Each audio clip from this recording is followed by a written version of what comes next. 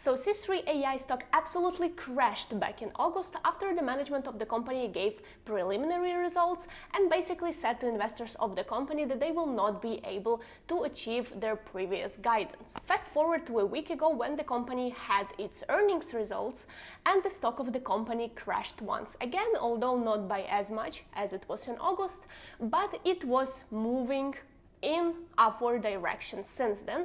So today we will break it all down. But before we start, I want to begin with updated price targets from Wall Street analysts, and by looking at them you will understand that people are not really getting what will happen with the stock of this company. So let's start with Morgan Stanley that lowered its price target from $22 to just $11 on September 9th, which is, ouch, price target of $11, it's really low and it's much lower than the price for which stock trades right now.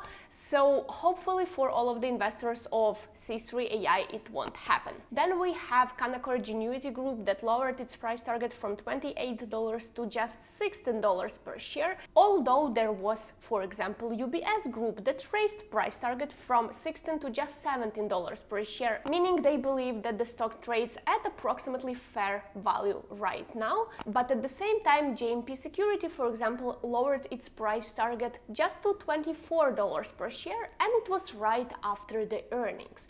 So what is really going on with this company, where it's headed, and should you buy the stock of this company right now? If you find this information valuable, useful, don't forget to support this channel by pressing the like button and subscribing.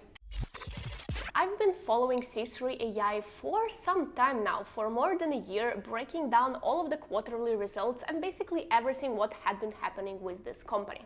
You can actually go and check out our videos on C3 AI on this channel, we have a ton of them. The reason for this was because I wanted to invest in this company myself, and I seriously considered it a couple of times. For example, exactly a year ago, if you recall, all of the AI stocks were surging, and definitely C3 AI with the ticker AI was one of the first things I looked at, and I considered it, but at the end I decided not to touch this stock. And the reason is pretty simple. Just look at this graph and you will see that C3 AI stock has never been an investor's darling. People simply never drove the stock of this company up, and this is actually a major red flag for me because momentum is important to me. I like to catch the momentum and I like to trade it. With C3 AI it had never happened.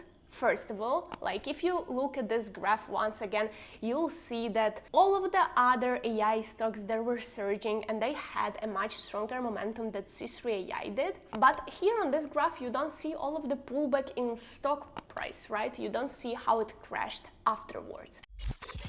So what had happened? In order to understand it, we need to go back to a month ago, and I'll not tell you the whole story because I have actually made a video on this back then, so you can find it somewhere there and you can go and check it out later. But I'll say in a couple of words that the management of the company gave a pretty bad preliminary results, saying that they will not achieve all of the goals that they put for themselves previously. They made a new guidance for the earnings, and of course the stock crashed. The results were pretty bad, and as you can see here, just a couple of months ago they guided that they'll have a revenue about $100 million to $109 million, but in reality it came out to be $70.3 million.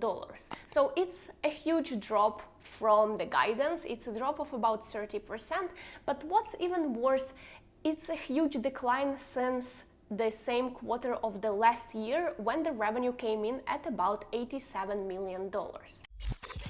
Another major red flag is the fact that subscription revenue is falling, and it basically signals that the customers don't see a value in long-term partnerships with C3 AI. And why do I say that it's such a major red flag?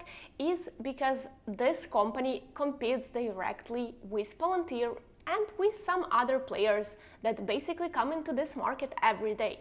So it means that the company is losing this market share war already. And once again, if you compare it to Palantir, you'll see why. Palantir has some amazing marketing efforts, including boot camps, and it's one of the companies that is growing incredibly, right? They have stronger quarter after another strongest quarter ever. So C3 AI for now looks like it won't be able to stand the competition.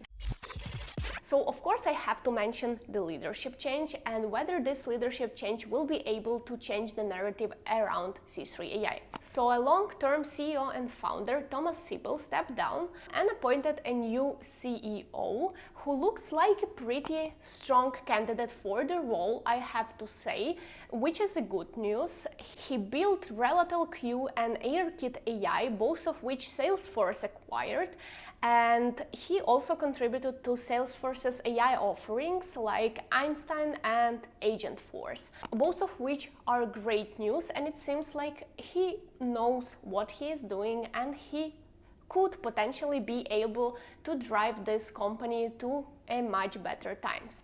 But of course there are also risks that I have to mention. First of all, any major leadership change adds to the uncertainties around the company.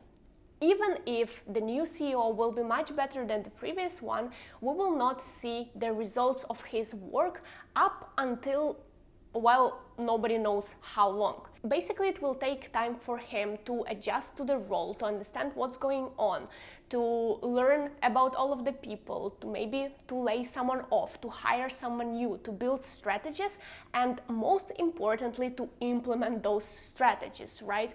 You have to give him time to show the results, and it can take up to a couple of quarters or maybe to a year. Besides this, another red flag that I'm not sure if it's true, and I very much hope that it's an exaggeration, something that Thomas Siebel said in his preliminary results a month ago. So he said that he was driving all of the sales before, which shows that the company has very weak marketing team, and he said that he will be coming back and that the sales will jump back up. Now, this is a major problem because if the company cannot operate without one person, without the CEO that just stepped down, although he remained a chair, which is good, and he will be able to guide the new CEO, but still, you can understand that this business, it's basically not functional. It's not a business if it's built on one single person.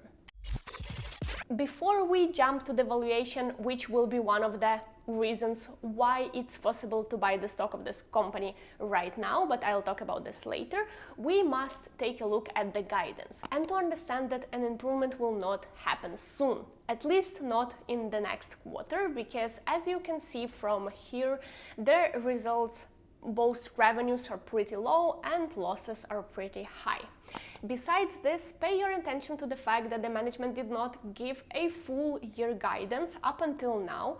It was one of the red flags I mentioned in my previous video, saying that, well, the company will need to step up and to change a full year guidance that right now stands at almost $500 million, which, well, it won't happen, right? If the company guides for $70 to $75 million per quarter, it won't be able to make $500 million in 2026. So definitely the time for an updated guidance will come, an updated full year guidance, and I predict that it will be the day when the stock of this company will pull back.